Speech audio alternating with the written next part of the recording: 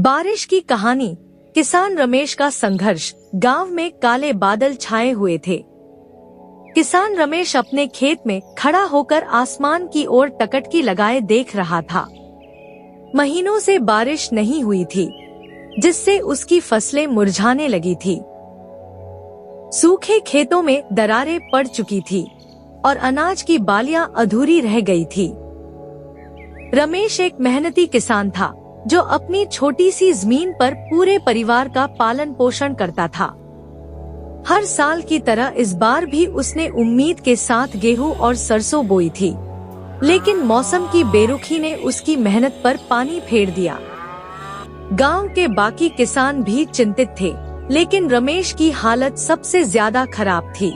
एक दिन जब आसमान में बादल घिरने लगे, तो रमेश की आंखों में आशा की किरण चमक उठी। वह दौड़कर घर गया और अपनी पत्नी और बच्चों को खुशखबरी दी, लेकिन उसकी खुशी ज्यादा देर तक नहीं टिक सकी। बादल गरजे, बिजली कड़की, लेकिन बारिश की एक बूंद भी नहीं गिरी। उसकी आंखों में आंसू थे, लेकिन वह हिम्मत नहीं हारा। कुछ दिन बाद अचानक घनघोर बारिश शुरू हो गई। किसान रमेश नंगे पांव खेत की ओर भागा।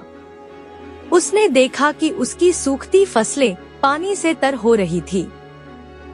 धरती प्यास बुझा रही थी और उसके दिल में नई उम्मीद जाग रही थी। हालांकि फसल पहले जैसी अच्छी नहीं रह गई थी, लेकिन बारिश ने उसे एक नई सीख दी। संघर्ष के बाद सफलता जरूर मिलती है। रमेश ने तय किया कि वह अब सिर्फ बारिश पर निर्भर नहीं रहेगा। अगले साल के लिए उसने ट्यूबवेल और वर्षा जल संचयन का इंतजाम करने की ठानी। उसकी यह सोच न केवल उसे बल्कि पूरे गांव को प्रेरणा दे गई। सीख: कठिनाइयां कितनी भी बड़ी क्यों न हो, सच्चे संघर्ष और धैर्य से सफलता जरूर मिलती है।